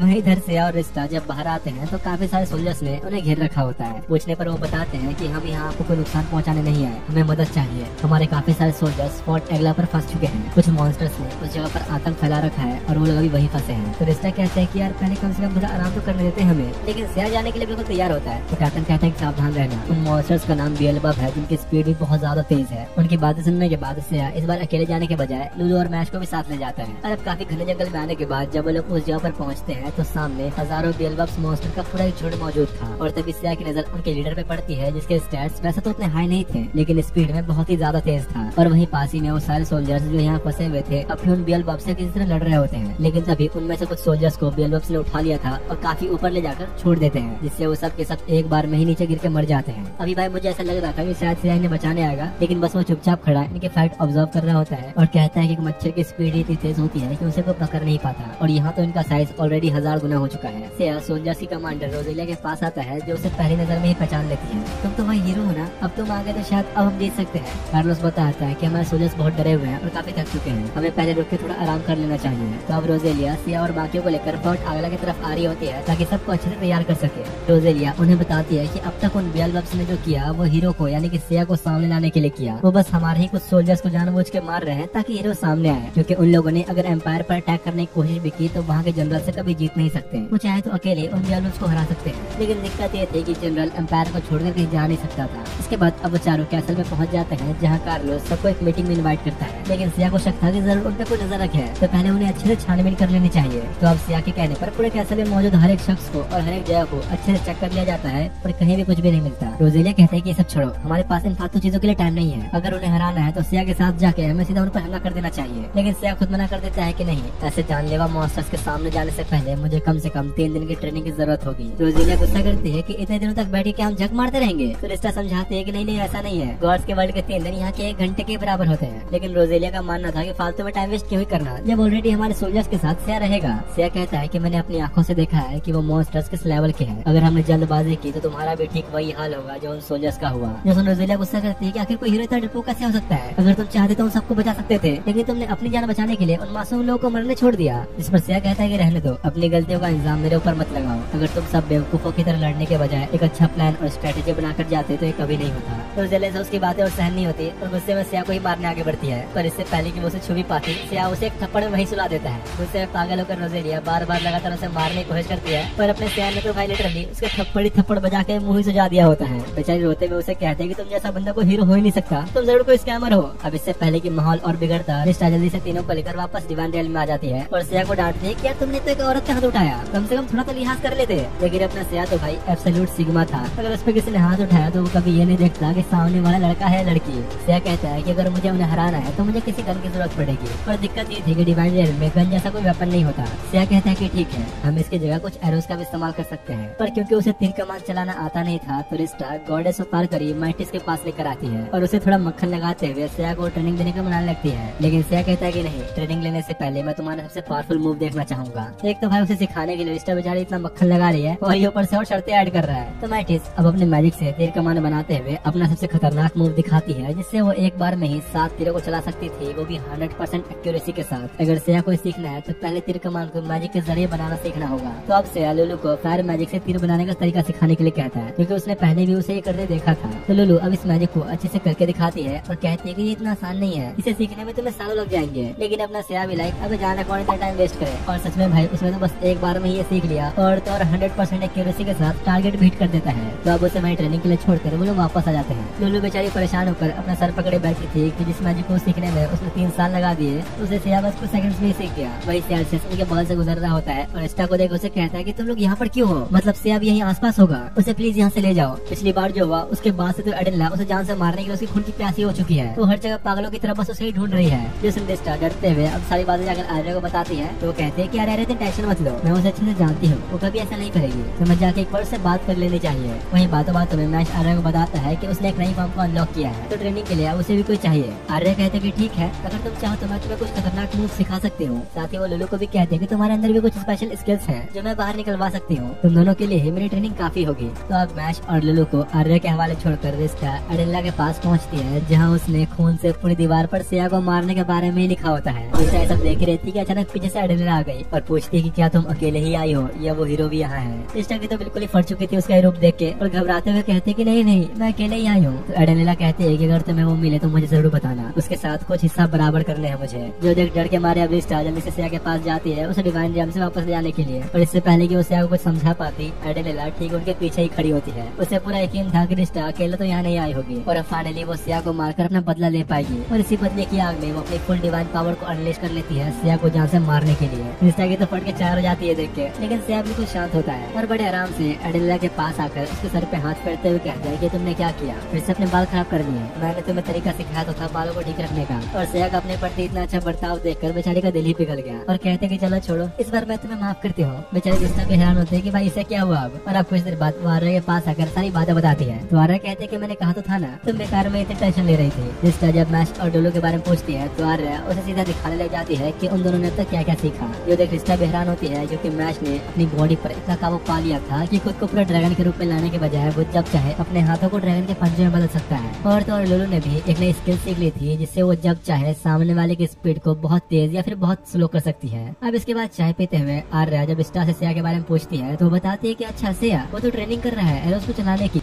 आर्या कहते हैं कहीं तुमने उसे मेटिस के पास तो नहीं भेज दिया? हाँ तो इसमें दिक्कत क्या है? आर्या कहते हैं कि अरे भाई तुम जानते भी हो मेटिस को हम सबसे दूर जंगलों में क्यों रखा गया। उसने आज तक जितने भी हीरोज को ट्रेनिंग दी हमेशा उसके साथ रिलेशनशिप में आए, जो कि रूल्स के खिलाफ है। अगर सिया उसके साथ रिलेशनशिप में आया तो वो जिस दुनिया से आया है उसे वापस वहीं भेज दिया जाएगा। जो सुनरिस्टा की इतनी फट गई होती है कि तूफान की तेजी से भागते हुए सिया के पास पहुंचती है, लेकिन वो तो यहाँ बिल्कुल शांत खड़ा पेड़ की तरफ देख रहा होता है जहाँ मार्टिस ने बिना कपड़ों के खुद को बांधकर उल्टा लटका रखा होता है। और सिया से कहती है कि यह तुम्हारा फाइनल टेस्ट, अगर तुमने इसे पास कर लिया तो जो तुम चाहोगे मैं वो करूंगी। यहाँ सिया को उन पेड़ की जड़ों पर निशाना लगाना था जिससे मार्टिस लटकी हुई थी, लेकिन वो तो उल्टा उसकी बेइज्जती करते हुए उसके सर के अंदर ही एरो घुसा देता है। रिश्ता डर जाती है कि भाई इसने ये क्या कर दिया। मार्टिस गुस्से में कहती है कि आज तक किसी ने मेरी ऐसी बेइज्जती नहीं की, तुम पहले हो और शायद आखिरी भी। और तभी वो सिया की तरफ उसे मारने बढ़ने लगती है कि वहीं वो उसकी आंखों और मुंह पर एरोज मार देता है। मार्टिस कहती है कि तुम भूल तो नहीं गए, हम गॉड्स मार नहीं सकते। और मैश की तरफ देखते हुए कहते हैं कि हाँ ये भी बुरा नहीं है, लेकिन अब इससे पहले कि वो मैश के साथ कुछ करती इससे अपनी 5 एरो वाली स्किल को यूज करता है, वो भी पूरी एक्यूरेसी के साथ, जो कि किसी नॉर्मल ह्यूमन के लिए करना इम्पॉसिबल था। मार्टिस कहती है कि मैं तो तुम्हारे साथ मजे करना चाहती थी पर लगता है कि अब तुमने वो मौका गवा दिया। पर अब क्योंकि मार्टिस को हराने के बाद सिया ने अपनी स्किल को पूरी तरह मास्टर कर लिया था तो अब वो वापस उस वर्ल्ड में जाने के लिए रेडी होता है। और जैसे ही अब वो लोग होटलों पर करके पहुंचते हैं तो शायद उन्हें काफी देर हो चुकी थी। कार्लोस बताता है कि रोजेलिया अकेले ही कुछ सोल्जर्स के साथ उन बेल्बब्स के इलाके में जा चुकी है, जिसका अंदाजा सिया को पहले से था कि जरूर ऐसा ही करेगी। तो जब अब वो लोग उस पेड़ को ऊपर से देखने की कोशिश करते हैं जहाँ वो बेल्बब्स थे तो रोजेलिया वहीं ऊपर जाने में लगी थी। सिया अब मैश और बाकियों को लेकर छुप कर उन्हें देख रहा होता है और जैसे ही उन बेल्बब्स का लीडर सामने आया सिया उस पर हमला करने ही वाला होता है कि तभी कुछ सोल्जर्स अचानक ही वहाँ पहुंच जाते हैं जो रोजेलिया के साथ नहीं गए थे और सिया के आने के इंतजार में थे। वो लोग एक्साइटमेंट में सिया की तारीफ करते हुए और तेज तेज बोलने लगते हैं, जो देख रिश्ता सोचते हैं कि पता नहीं अब क्या होगा, इनकी आवाज सुन के कहीं वो सब यहाँ ना आ जाए। दूसरी तरफ यहाँ पेड़ पर रोजेलिया अपने पागलपन में आकर चिल्लाते हुए सीधा उन बेल्बब्स के लीडर को ही चैलेंज कर देती है। जो देखा वो सीधा उसे बड़े आराम से उठा के ले जाता है। सिया समझ गया था कि अब उनका ये प्लान काम नहीं करेगा, इसलिए रिश्ता को अब खुद उनके लीडर के पास जाने के लिए बोलता है रोजेलिया को छुड़वाने के लिए। तो बेचारी भी अब क्या ही करती। सिया के कहे अनुसार वो उसके पास जाके रोजेलिया को छोड़ने के लिए बोलती है। जो देख वो लीडर भी समझ गया था कि जरूर ये गॉडेस है और अगर एक गॉडेस यहाँ है तो हीरो भी आसपास ही होगा। तो वो अब सिया को सामने लाने के लिए रोजेलिया को गिराने वाला होता है कि तभी वो पूछती है कि क्या उसने अपनी ट्रेनिंग खत्म कर ली। जो सुनते ही वो लीडर समझ जाता है कि जरूर सिया उस पर छुप के वार करेगा, तो अब अपनी पूरी स्पीड में और ज्यादा ऊपर जाने लगता है ताकि उसके हमलों से बच सके। उसका प्लान था रोजेलिया को इस ऊंचाई से नीचे फेंकना ताकि सिया के सामने ही उसके टुकड़े टुकड़े हो जाए, लेकिन इससे पहले कि वो ऐसा करता एक एरो बिल्कुल उसके बगल से गुजरता है, जिसे बचने के चक्कर में रोजेलिया उसके हाथों से छूट गई और स्टफ कर लेती है। और यहाँ पर हमें ये बात पता लगती है कि इन बेल्बब्स का लीडर असल में डीमन किंग आर्मी के 4 हेवनली किंग्स में से एक है। उसे अपनी स्पीड पर इतना यकीन था कि सिया से कहता है कि तुम चाहे जितने भी एरो से हमला कर लो, मैं अपनी जगह से नहीं हिलूंगा। सिया अब मार्टिस का सबसे खतरनाक मूव यूज करते हुए एक साथ 7 एरो से अटैक करता है, लेकिन उससे उसने किसी तरह डॉज कर लिया। जो देख रिश्ता भी डर गई होती है कि अगर ये इससे नहीं मरा तो और कैसे मरेगा। साथ ही साथ सिया उस पे हमला करके खुद को सामने भी ला चुका था। जो देखो बेल्बब जैसे उसके पास जाने लगा अचानक ही उसके पेट में एक बड़ा सा होल हो चुका था और तभी एक चमकती हुई बर्ड सामने आती है। असल में हुआ ये कि सिया ने जिन एरोस को उसी तरफ फेंका था वो उसके बनाए मैजिकल बर्ड से बदल गए थे। और इससे पहले कि वो लीडर को समझ पाता, एक फायर ब्लास्ट के साथ उसका खेल वही खत्म हो गया होता है। जिसके बाद सबके नीचे उतरने पर रोजेले कहते हैं कि यार तुम तो पीठ पीछे लड़े, एक हीरो तो ऐसा नहीं होता। लेकिन सिया उल्टा उसकी ही बेइज्जती करने लग जाता है कि पहले तुम खुद को तो देख लो, बस भौंकती रह गई, कुछ कर तो पाई नहीं। जो सब बेचारे को गुस्सा तो आता है पर कुछ कहती नहीं। उनका लीडर तो खत्म हो चुका था, तो अब बारी है उन बचे हुए मॉन्स्टर्स को मारने की। मैश और लुलू सोचते हैं कि चलो फाइनली हमें भी इनसे लड़ने का मौका मिलेगा। तो सिया कहता है कि नहीं, ऐसा कुछ नहीं होने वाला। उसे बस लुलू की स्पीड बढ़ाने वाली एबिलिटी चाहिए थी ताकि मैश मरे हुए सारे ड्रैगन्स को उठाकर एक जगह पे इकट्ठा कर सके और फिर वो हेल फायर का यूज करते हुए सबको जलाकर राख कर देता है। जाने से पहले रोजेलिया सिया को बताती है कि आइजल नाम के एक विलेज में एक लेजेंडरी आर्मर मौजूद है जो सदियों से बस वहीं रखा है ताकि एक दिन कोई उसे डीमन लॉर्ड को हरा सके।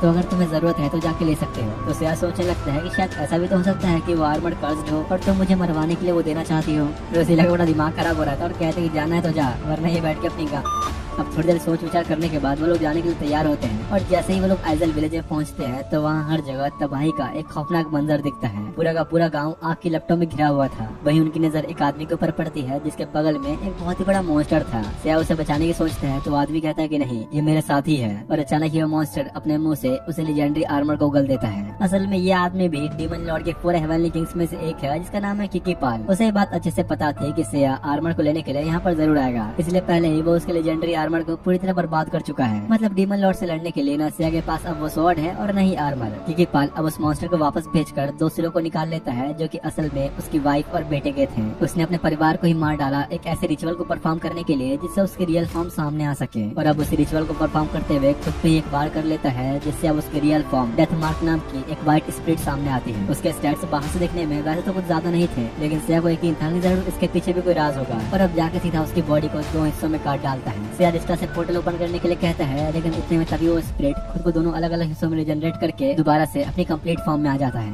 सिया अच्छे से जानता था कि अभी वो इसे नहीं लड़ सकता, तो अब हेल फायर का यूज करते हुए रिश्ता से जल्दी से पोर्टल ओपन करने के लिए कहता है और उन बेचारों को 2-4 लात मार के धकेल के अंदर भेजता है। अब वैसे तो इस लड़ाई से सिया को बस एक छोटी सी खरोच आई थी, लेकिन फिर भी रिश्ता से ऐसे हील करवाता है जैसे पता नहीं कितना ही खून निकल गया हो। उन्हें लग रहा था कि चलो कम से कम वो यहाँ तो सेफ है, लेकिन अचानक अगले ही पल डेथ मार्क डिवाइन बैरियर को तोड़ते हुए रियल में एंटर कर जाता है। जो देख रिश्ता की बुरी तरह फट चुकी थी और पूछते कि अब हम इसे हरा भी पाएंगे या नहीं, तो सिया साफ मना कर देता है कि नहीं, ये मेरे बस की बात नहीं है। और अब डेथ मार्क के डिवाइन रियल में आते ही कुछ गॉड उसे लड़ने के लिए सामने आते हैं, जो देख रिश्ता को लग रहा था कि शायद वो लोग उसे जीत तो जाएंगे, लेकिन सिया पहले से जानता था कि अब क्या होने वाला है। और पहले ही 9 तो 11 हो चुका होता है क्योंकि उस मॉन्स्टर ने अकेले ही उन तीनों गॉड्स की बैंड बजा दी थी। जो देख रिश्ता और मैश भी अब सिया के पीछे पीछे भागते हैं। धीरे धीरे अब जैसे ही बाकी गॉड्स को पता लग रहा होता है कि डिवाइन रियल में कोई एंटर कर चुका है, तो बारी बारी सब उसे लड़ने के लिए आने लगते हैं, लेकिन घंटा कुछ नहीं उखाड़ पाते। अब भागते भागते रास्ते में सिया को एडेलिया दिखती है जो उससे बात करना चाह रही थी। तो सिया कहता है कि हाँ ठीक है, अगर तुमने हमारे पीछे आ रहे उस डीमन को हरा दिया तो तुम मेरे साथ वो सब कुछ कर सकती हो जो तुम हमेशा से करना चाहती थी। जो सुनते ही एडेलिया खुशी से पागल होकर एक ही बार में उसे टुकड़े कर देती है, लेकिन इन सब का वैसे भी कोई फायदा नहीं क्योंकि वो खुद को रिजनरेट कर सकता है और एक साथ अपने सारे पार्ट्स को रिजनरेट करके एडेलिया की बैंड बजा देता है। इधर भागते भागते सिया बताता है कि मुझे इस बात का अंदाजा था ही कि फ्यूचर में जरूर हमारे साथ कुछ ऐसा भी हो सकता है, इसलिए मैंने इसका भी बैकअप रेडी कर रखा था। और सिया के बैकअप का मतलब वेलकरी से है, जो कि फिलहाल शांति से बैठ के अपनी पेंटिंग कर रही होती है। सिया को अच्छे से पता था कि उसे क्या करना है और डेथ मार्क से अब जानबूझकर ऐसे अटैक करवाता है जिससे वेलकरी की पूरी पेंटिंग बर्बाद हो जाती है। बेचारी ने 1 महीने लगाकर पेंटिंग बनाई थी और अब उसे ऐसा बर्बाद होता देख उससे पागल होकर वेलकरी उसके सर को पकड़ के अपने हाथों से फाड़ देती है। पर इससे भी वो मरने वाला था नहीं, तो वेलकरी अपनी मैजिकल चेन से उसकी पूरी बॉडी को जकड़ लेती है, लेकिन वो तो ऑब्वियसली इससे भी बच गया। जो देख एक्साइटमेंट में वेलकरी जोर जोर से हंसने लगती है और आसमान की तरफ देखते हुए जोर से चिल्लाकर अपने डिवाइन पावर को अनलीश करती है, जिससे अब उसकी पावर्स अपनी मैक्सिमम तक पहुंच चुकी थी। और अब वेलकरी अपने सबसे खतरनाक अटैक गेट ऑफ वेलहेला का यूज करते हुए डेथ मार्क को उस गेट के अंदर ट्रैप कर लेती है। इस अटैक को यूज करने के बाद वेलकरी की पूरी बॉडी से बहुत तेजी से खून निकलना शुरू हो गया होता है, क्योंकि असल में बात यह है कि जो भी गेट ऑफ वेलहेला का यूज करता है तो बदले में उसे खुद को कुर्बान करना पड़ता है। अब नॉर्मल सी बात है कि वेलकरी एक गॉड है तो वो मरेगी नहीं, लेकिन अगर किसी इंसान ने इस टेक्निक का यूज किया तो तुरंत ही मारा जाएगा। लेकिन तभी अचानक से इससे अलिस्टा को एक लात मार के दूर फेंकता है और वेलकरी से अब खुद को ट्रेन करने के लिए कहता है, लेकिन वो इस बारे में मना कर देती है। तो सिया उसे धमकाते हुए उसे गले के ऊपर तलवार रख देता है कि तुम्हें मुझे सिखाना ही होगा। वेलकरी अब चाहती तो नहीं थी, लेकिन उसने ये भी देखा है कि सिया काफी तेजी से अपनी प्रोग्रेस कर रहा है, तो इसलिए अब गेट ऑफ वेलहेला को छोड़कर वो उसे अपनी हर टेक्निक सिखाने के लिए मान जाती है। जिसके बाद मैश और लिलू आर्य के पास जाने के लिए निकल गए होते हैं और तब से अरिस्टा को लेजेंडरी आर्मर का एक छोटा सा टुकड़ा दिखाता है जो उसने उस विलेज से निकलने से पहले उठा लिया था, और अब उसे रिस्टा के बालों के साथ मर्ज करके एक स्वॉर्ड में तैयार कर देता है, एक ऐसी स्वॉर्ड जो कभी भी डिस्ट्रॉय नहीं हो सकती। रिस्टा ये देख खुश होकर सिया के गले लगने लगी तो वो उसे दूर करते हुए कहता है कि छी कितने दिनों से नहीं नहाए तुमसे कितनी बदबू आ रही है। तो अब अपनी बेइज्जती करवाने के बाद रिस्टा नहाने को जा रही होती है कि रास्ते में शहर से टकरा जाता है, जो उसे बताता है कि ईस्टर तुम्हें कब से ढूंढ रही है, शायद इसलिए कि तुम लोग यहाँ पर एक डीमन को लेकर आ गए। लेकिन असल में बात कुछ और ही थी। ईस्टर बताती है कि डीमन लॉर्ड ने रोजिलिया के टाउन में हजारों की संख्या में डीमंस को भेज दिया है, इसलिए रिस्टा और सिया को जल्दी वहाँ पहुँचना होगा। लेकिन जाने से पहले ईस्टर उसे नहाने को कहती है क्योंकि उसमें से कुछ ज्यादा बदबू आ रही थी। तो अब सिया और ईस्टर दोनों से अपनी बेइज्जती करवाने के बाद वो पूरी रात बैठकर इतना नहाई कि उसका पूरा शरीर लाल पड़ चुका था। इसके बाद अगले सुबह रिस्टा आर्या के पास मैश और डुलू को लेने आई होती है, जो कि अपनी पावर्स को मास्टर कर चुके थे। मैश ने खुद को पूरी तरह से एक ड्रैगन के अंदर बदलना सीख लिया था और साथ ही लुलू भी कुछ नए नए तरह के मैजिक टेक्निक सीख गई। तो अब उन दोनों को लेने के बाद रिस्टा सिया के पास पहुंचती है, जहां वेलकरी के साथ उसकी तो कुछ अलग ही ट्रेनिंग चल रही थी। क्या हो रहा है भाई यहाँ पे? रिस्टा कहते कि नहीं, तुम मुझे ऐसे धोखा नहीं दे सकते, मैंने अब तक तुम्हारे लिए इतना कुछ किया और तुम्हारी डॉल ही बनाई और तुमने मुझे ही धोखा दे दिया। वेलकरी कहते हैं कि बकवासी डॉल है, कचरे से उठा कर ले आए क्या इसे? तो रिस्टा रोते हुए बताती है कि नहीं, असल में मेरे बालों से बनी हुई डॉल है, मैंने अपने ही बालों को तोड़कर इसे बनाया ताकि जब भी सिया को उसकी जरूरत हो वो उसे यूज कर सके। लेकिन वेलकरी को उसकी हरकत बड़ी बकवासी लगती है और उसे बेवकूफ कहते हुए चली जाती है। और तो यार अपने सिया ने भी उसे धोखा दे दिया था तो बेचारी फूट फूट कर रोने लगती है। पर फिलहाल इन सब बातों को छोड़कर रिस्टा उस वर्ल्ड की कंडीशन के बारे में बताती है, जो सुनते ही सिया जाने के लिए बिल्कुल रेडी हो जाता है। उन्हें भी यकीन नहीं हो रहा होता कि भाई ये कैसे हो गया, इस बार ये एक ही बार में मान गया। कुछ देर बाद अब जब वो सब लोग उस वर्ल्ड में पहुंचते हैं तो काफी सारे सोल्जर्स टाउन को गार्ड करते हुए खड़े थे और सामने डीमंस की पूरी आर्मी हमला करने को तैयार थी। कमांडर सिया को सिचुएशन समझा रहा होता है कि तभी उनमें से एक काइजर नाम का डीमन आगे बढ़ते हुए सबसे ताकतवर इंसान को अपने सामने बुलाता है। सिया और रिस्टा जब उसके स्टैट्स देखते हैं तो वो अब तक के सभी हेवनली किंग्स में से सबसे हाईएस्ट थे। तो अब इससे पहले कि सिया उसे लड़ने आगे बढ़ता, सोल्जर्स के बीच में से ही एक बूढ़ा आदमी चल के सामने आता है, जो कि इस एम्पायर का वो लीजेंडरी जनरल वॉक्स है, जिसके बारे में रोजेलिया ने बताया था। काइजर को हंसी आती है कि बुड्ढे तू मेरे से लड़ेगा,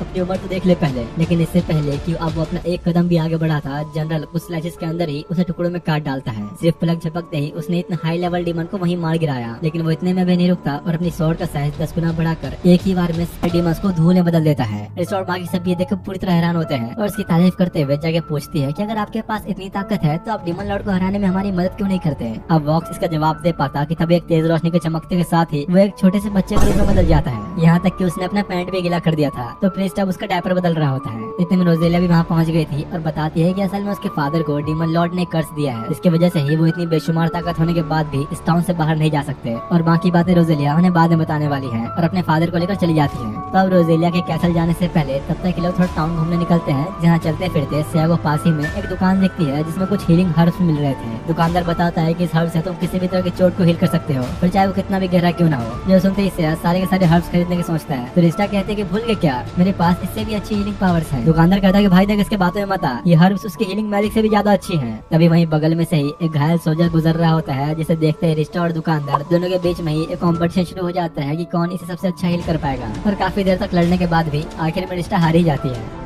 अब ऐसे इधर उधर करते करते काफी टाइम बीत चुका था, तो अब वो लोग रोजेलिया से मिलने के लिए कैसल में पहुंचते हैं, जहाँ रोजेलिया उन्हें अपने फादर यानी किंग से मिलवाने के लिए ले जाने वाली थी, जो कि असल में जनरल वॉक्सी है। और उससे पहले सिया से पूछते कि तुम्हारा वो लेजेंडरी आर्मर कहाँ है? तो सिया कहता है कि अच्छा वो तो पूरी तरह बर्बाद हो चुका है। रोजेलिया सुन के वो कुछ ज्यादा हैरान नहीं होती और सबको अपने फादर के पास ले जाकर बताती है कि असल में एक समय पर इन्हें पूरी दुनिया का सबसे ताकतवर योद्धा माना जाता था। इस वजह से वो यहाँ के लोगों को बचाने के लिए अकेले डीमन लॉर्ड का सामना करने चले गए, लेकिन इसके बावजूद वो कभी जीत नहीं सके और अब डीमन लॉर्ड के कर्ज की वजह से वो चाह के भी इस टाउन से बाहर नहीं निकल सकते हैं। रोजेलिया अब सिया से खुद के लिए एक फेवर मांगते हुए कहती है कि मेरे फादर हमेशा कमजोर की मदद करना चाहते हैं। अगर उन्हें पता चला कि सिया डीमन लॉर्ड से लड़ने जा रहा है तो वो भी साथ जाना चाहेंगे, जो रोजेलिया नहीं चाहती थी। इसलिए सिया से रिक्वेस्ट करते हैं कि प्लीज किसी भी कीमत पर उन्हें अपने साथ नहीं आने देना। जिसके बाद अब वो लोग वॉक से मिलने पहुंचते हैं, जो कि अपने बूढ़े शरीर में वापस आ चुका था। और उसके कुछ कहने से पहले ही सिया साफ मना कर देता है कि नहीं, मैं तुम जैसे बुढ़े को अपने साथ टीम में नहीं लेने वाला, तो उम्मीद छोड़ दो। वॉक्स को ये बात बुरी तो लगती है, पर उसे अंदाजा ही था कि ऐसा होगा। तभी एक सोल्जर आके बताता है कि दोबारा से डीमन लॉर्ड की आर्मी टाउन में आने लगी है। जो सुनते ही वॉक्स अब जाने की सोचता है, तो सिया कहता है कि नहीं, इस बार मैं उन्हें संभाल लूंगा। सिया रिस्टा को वहीं रुकने के लिए कहकर मैश और डुलू को अपने साथ लेकर चला जाता है। तो अब उनके चले जाने के बाद वॉक्स रिस्टा को लेकर चर्च में आया होता है और उसे पूछता है कि क्या तुम्हें इसके पीछे की वजह पता है? एक गॉडेस कभी भी मर क्यों नहीं सकती? रिस्टा कहते कि नहीं, मुझे तो नहीं पता। तो वॉक्स बताता है कि जैसे सिया अभी हमारे साथ यहाँ है, लेकिन उसका असली सोल उसकी दुनिया में मौजूद है। तो अगर वो यहाँ मारा भी गया तो अपनी दुनिया में वापस जिंदा हो जाएगा, लेकिन अगर उसके रियल सोल को ही खत्म कर दिया जाए तो भी यहाँ खत्म हो जाएगा। ठीक उसी तरह सारे गॉड्स और गॉडेस की बस बॉडी यहाँ पर है, लेकिन उनकी असली सोल डिवाइन रियल में एक ग्लास के अंदर कैद है। किसी तरह डीमन लॉर्ड ने इस चीज को बाईपास करके एक ऐसा वेपन बनाया है जिसके चेन रिएक्शन की वजह से अगर सिया या रिस्टा इस दुनिया में मारे गए तो उनकी सोल भी खत्म हो जाएगी, मतलब कि वो हमेशा हमेशा के लिए मारे जाएंगे। और इस वक्त वॉक्स के पास वही वेपन है जिससे वो सिया और रिस्टा दोनों को ही खत्म करने वाला है। असल में बात यह है कि जब सालों पहले वॉक्स डीमन लॉर्ड से लड़ने गया था तो उसकी बेशुमार ताकत के सामने उसने घुटने टेक दिए थे और तब से ही वो डीमन लॉर्ड के साथ है। इसलिए वो रिस्टा और सिया को यहाँ खत्म करेगा इससे पहले कि वो डीमन लॉर्ड तक पहुंचे। और अब उस पर ढेर सारे अटैक्स करने शुरू हो जाता है, जो देखो बेचारी बचने की कोशिश तो करती है पर आखिर में पकड़ी जाती है। वॉक्स अपने फाइनल अटैक के साथ उसे खत्म करने ही वाला था, कितने में से आकर चेन को बीच में से काट देता है। साथ ही रोजेलिया और मैशी पहुंच गए होते हैं, जो किंग का असली चेहरा देख हैरान थे। इधर से अरिस्टा को छुड़ाकर उसे लात मार के पीछे फेंक देता है। तो वॉक्स पूछता है कि आखिर तुम लोग बेवकूफ मेरे बारे में जान कैसे गए। सा कहता है कि तो बड़ी आम सी बात है, तुम डीमन लॉर्ड से लड़ने के बाद भी जिंदा वापस आ गए, ऐसा तो हो ही नहीं सकता। इसका मतलब साफ है कि जरूर तुमने अपनी जिंदगी के बदले उसके साथ कुछ न कुछ सौदा किया था। असल में सिया को तो तभी से शक था जब से उसने वॉक्स को देखा था। अब इससे पहले कि वो लोग लड़ते हैं, अचानक ही वॉक्स के मुंह से खून बाहर निकलने लगता है। इसका मतलब कि उसका बुरा शरीर उसके साथ छोड़ रहा था। तो अब उसे फर्क नहीं पड़ता कि जिंदा रहने के लिए उसे एक डीमन ही क्यों न बनना पड़े। और तभी डीमन लॉर्ड की वो दी हुई पिल निकाल के खा लेता है, जिससे उसका पूरा शरीर ट्रांसफॉर्म होकर 25 साल के एक जवान आदमी जैसा बन गया था। और अब वो अपनी ताकत को फुल पोटेंशियल पे यूज कर सकेगा। जो देख सिया भी अपने दोनों सोर्स को निकाल कर लड़ने के लिए तैयार होता है। और अब उनके बीच एक खतरनाक लड़ाई शुरू हो जाती है, जहाँ पहले तो दोनों ही एक दूसरे को टक्कर दे रहे थे, लेकिन फिर एकदम सही वॉक्स कुछ पावरफुल टेक्निक का यूज करते हुए सिया के स्वॉर्ड पे उड़ा डालता है। सिया कहते हैं कि शायद अब मुझे सच में सीरियस होना पड़ेगा। और अब अपने ऊपर के सारे बॉडी वेट्स को निकाल देता है, जो कि लिटरली 100 किलो से भी ज्यादा थे। वॉक्स कहता है कि अरे वाह, मैं सच में इम्प्रेस हुआ, तुमने अब तक अपनी असली ताकत दिखाई नहीं। और लिटरली भाई उस सब वजन को हटाने के बाद सिया की स्पीड 10 गुना ज्यादा तेज हो चुकी थी, जिसे वॉक्स किसी तरह अभी मैच कर पा रहा होता है। ऐसी स्पीड देखकर तो रिस्टा की आंखें बाहर आ जाती हैं, क्योंकि वो भी देख नहीं पा रही कि कौन किसे मार रहा है। रोजेलिया हेल्प करने के लिए जाना तो चाहती थी, लेकिन इस वक्त साफ दिख रहा होता है कि सिया के अलावा कोई भी वॉक्स के सामने एक सेकंड भी टिक नहीं पाएगा। सिया अपने दोनों ही स्वॉर्ड्स का यूज करते हुए फिनिक्स थ्रस्ट अटैक करने जाता है, लेकिन इससे पहले कि वो कर पाता वॉक्स उसके एक हाथ को काट ही डालता है। और इसके बस कुछ सेकंड्स बाद ही खुद वॉक्स के हाथ भी कट के गिर गए होते हैं, क्योंकि असल में सिया की एक टेक्निक है जो उसने वेल्किर ही सीखी थी, जिसमें सिया को जितना डैमेज पहुंचेगा उतना ही उसके अपोनेंट को भी। वॉक्स के हाथ के साथ साथ उसकी स्वॉर्ड भी चली गई थी, तो मौका देखते ही सिया एक हाथ के साथ दोबारा से फिनिक्स थ्रस्ट का इस्तेमाल करता है, जिसे वॉक्स इस बार रोक नहीं पाता और उसका डिमोनिक फॉर्म में जा चुका था। लड़ाई खत्म होते ही रिस्टा जल्दी से आके सिया के हाथों को हिल करने में लग जाती है, जो देखो वो कहता है कि नहीं, पहले जाकर उसे ठीक करो। फिर रिस्टा अब वॉक्स को भी हिल कर देती है। सिया रोजेलिया से कहता है कि तुम्हें अपने डैड के साथ कुछ आखिरी दफा बातें कर लेनी चाहिए, लेकिन रोजेलिया मना कर देती है कि नहीं, मैं इस इंसान को नहीं जानती। तो सिया फिर से पिछली बार की तरह उसे लड़के 4-5 थप्पड़े मारते हुए कहता है कि अभी मौका है, बात कर लो वरना बाद में पछताओगी। और रोजेलिया अपने फादर की इस हालत को देखकर खुद को रोक नहीं पाती, जो देख वॉक्स भी अपनी गलती समझ चुका था और उससे अपनी सारी गलतियों के लिए माफी मांगता है और अपनी बेटी को अलविदा कहने के साथ ही हमेशा के लिए चला जाता है। इसके बाद कुछ दिन बीतते हैं और हमें पता लगता है कि वॉक्स के मरने के बाद रोजेलिया को ही इस राज्य की क्वीन बना दिया गया है। और दूसरी तरफ यहाँ से उस लड़ाई के बाद ऐसा बीमार पड़ा कि 3 दिनों से होश में ही नहीं आया था। रिस्टा समझ जाते हैं कि अब यही मेरा मौका है, तो अब मैश और लुलू को बाहर घूमने जाने के लिए कहती है, जब तक कि वो सिया का ख्याल रखेगी। लेकिन एक बार फिर से बेचारी के सारे अरमानों में पानी फिर गया होता है, क्योंकि सिया उड़ चुका है। और रिस्टा से कहता है कि हाँ शायद तुम लोग सही हो, हमें अब थोड़ा घूमना फिरना भी चाहिए। इसलिए वो सबको एक छुट्टी देते हुए कहता है कि आज तुम लोग जितना चाहे उतना घूम सकते हो, जाओ ऐश करो। और अब उन सभी को टाउन में छोड़कर सिया अपने दूसरे प्लान को अंजाम देने निकल चुका होता है। मैश और लोग घूमते फिरते सोच रहे होते हैं कि आज हमें छुट्टी मिली है, तो हम जाए तो जाए कहाँ। रिस्टा कहते हैं कि देखो अगर तुम्हें मजे ही करने हैं तो मेरे साथ आओ, मैं कराती हूँ तुम्हें मजे। और अब उन दोनों को शॉपिंग कराने के लिए एक स्टोर में आती है, जहाँ रिस्टा अपने लिए कुछ कपड़े देख तो रही थी पर उसे कुछ खास पसंद नहीं आता। शॉप वाली लेडी कहते हैं कि अगर तुम्हें कुछ अलग ही देखना है तो मैं तुम्हें ट्राई करवा सकती हूँ। और इसके बाद तो भाई वो ऐसे ऐसे अजीब कपड़े दिखाते हैं कि मैं तुम्हें बता भी नहीं सकता। रिस्टा तो और उल्टा इमेजिन ही करने लगती है कि सिया के साथ इन कपड़ों को पहनकर वो कैसे मजे करेगी, और खुशी से पागल होकर सब कुछ खरीद लेती है। अब बाहर आने के बाद रिस्टा कैसीनो में जाना चाहते थे, लेकिन वो सोचते कि चलो सिया को भी साथ ले लिया जाए। तो उसे बुलाने के लिए वो लोग वापस कैसल में आते हैं, जहाँ रिस्टा ऑलरेडी सारा प्लानिंग कर चुकी थी कि वो क्या क्या करेगी। शाम होने के बाद भी सिया वापस नहीं आया होता, तो वो लोग थोड़ा इंतजार करने की सोचते हैं। और उन्हें इंतजार में बैठे बैठे 4 घंटे बीत जाते हैं, पर सिया अब तक लौटा नहीं। तो रिस्टा उसे ढूंढने के लिए बाहर आकर दुकानदारों से उसके बारे में पूछती है, पर किसी ने भी आज सिया को देखा ही नहीं था। रिस्टा हर किसी से पूछने की कोशिश करती है, पर कुछ भी पता नहीं चलता। तीनों ही ये सोचकर परेशान होने लगते हैं कि आखिर सिया चला कहाँ गया, वो हमारे बिना तो कभी कहीं नहीं जाता। और अब कुछ समझ न आने पर रिस्टा डिवाइन डेल में वापस जाती है ईस्टर से पूछने के लिए, लेकिन जैसे ही वो उसे ढूंढते हुए कमरे में पहुंची तो आरे वहाँ खड़ी रो रही होती है। और अब उन तीनों को ईस्टर से मिलाने के लिए उस कमरे में ले जाती है जहाँ सभी गॉड्स की सोल को रखा गया था। रिस्टा के पूछने पर वो बताती है कि जब तुम लोग घूमने के लिए बाहर निकले तो सिया अकेले ही डीमन लॉर्ड से फाइट करने निकल गया था। रिस्टा कहते हैं कि ऐसा हो ही नहीं सकता, वो तो ऐसा इंसान है कि हर बैटल से पहले खुद को बार बार ट्रेन करता है, तो आखिर वो बिना किसी तैयारी के कैसे जा सकता है। तो ईस्टर अब उन्हें सिया के स्टैट्स दिखाती है, जो कि ऑलरेडी ऑलरेडी ही मैक्स लेवल पर पहुंच चुके थे। वो बताते हैं कि असल में ड्रैगन विलेज में जाने से पहले ही सिया अपनी मैक्स लेवल को रीच कर चुका था, लेकिन इसके बावजूद वो बार बार डिवाइन जेल में आकर सभी गॉडेसेस की नई नई टेक्निक सीखने लगा ताकि डीमन लॉर्ड को हराने के लिए उसके पास एक पावरफुल मूव हो, और इसीलिए उसने वैल्किरी से गेट ऑफ वेलहेला टेक्निक को सीख लिया और अब डीमन लॉर्ड से लड़ने जा चुका है। मैच कहता है कि इसमें इतना चिंता करने वाली क्या बात है, सिया के पास तो डीमन लॉर्ड को खत्म करने वाली वो लेजेंडरी स्वॉर्ड है ना। तो इसका बता देते हैं कि नहीं, लेजेंडरी स्वॉर्ड कभी थी ही नहीं, मतलब सिया के पास अब नहीं वो आर्मर है और नहीं स्वॉर्ड, तो गेट ऑफ वेलहेला टेक्निक को यूज करने के अलावा उसके पास और कोई भी रास्ता नहीं। इस विस्टा को शांत कराते हुए उसे वो समय दिखाती है जब आर्या को एक बीरंग मिशन दिया गया था दुनिया को बचाने का, और हैरानी वाली बात ये थी कि आर्या ने उस समय सिया को ही समन किया था, लेकिन ये सिया अभी के सिया से बिल्कुल ही अलग और कॉन्फिडेंट था, जैसे वो किसी भी दुश्मन का सामना करने के लिए तैयार हो। सिया की टीम में आर्या के साथ 2 और लोग भी होते हैं, जिसमें से एक प्रिंसेस थी, और वो चारों डीमन लॉर्ड को हराने के लिए निकलते तो हैं, लेकिन उसकी पहली लड़ाई में ही उसके दिल में एक बहुत बड़ा होल हो गया होता है। आर्या को लगा था कि शायद वो लोग हार जाएंगे, पर इसके बावजूद सिया बिना रुके उस डीमन को खत्म करके ही छोड़ता है, और हील होने के तुरंत बाद ही वो अगले बैटल में जाने के लिए एक्साइटेड होता है। ये देख मैश और डोलू कहते हैं कि ऐसा तो हो ही नहीं सकता, ये सिया तो हमारे वाले से कितना अलग है। तो आर्या बताते हैं कि हाँ, उस टाइम वो अपने लेवल को इंक्रीज करने के बारे में नहीं सोचता था, और बस मौका देखते ही किसी भी डीमन से लड़ने के लिए चला जाता था, जिस वजह से तो वो लोग कई बार मरते मरते बचे। और एक रात प्रिंसेस टियाना सिया से बात करते हुए उसे बताती है कि पास में एक टाउन है जहाँ जाकर हमें डीमन लॉर्ड के बारे में कुछ सीक्रेट जानने को मिल सकते हैं, लेकिन सिया साफ मना कर देता है कि इसकी कोई जरूरत नहीं, हम डायरेक्ट जाके उसे कैसल पे अटैक करेंगे, क्योंकि अगर हमने देर की तो उतने ही ज्यादा लोग मरेंगे। और इसके बाद अगले दिन ठीक सिया के प्लान अनुसार वो लोग डायरेक्ट जाके डीमन लॉर्ड पर अटैक भी कर देते हैं, और काफी देर तक एक खतरनाक लड़ाई के बाद उसे हरा भी देते हैं। लेकिन सिया को इस बात का अंदाजा नहीं था कि उस डीमन लॉर्ड के पास खुद को हील करने की भी स्किल है, और अगले ही पल वो जाकर सिया के टीममेट्स के साथ साथ आर्या को भी वहीं मार देता है। साथ ही साथ उसने सिया के आंखों के सामने ही टियाना को भी मार दिया था, और कहता है कि अगर तुमने उस दिन उस विलेज में जाकर मेरे बारे में जानकारी हासिल कर ली होती तो आज तुम्हें मुझे मारने का तरीका पता होता, लेकिन अब पछता के क्या ही फायदा। और इसी तरह उस डीमन लॉर्ड ने सिया के साथ साथ उस पूरे वर्ल्ड को ही खत्म कर दिया था। आर्या जिस एक दुनिया को न बचा पाने की बात कर रही थी वो यही था,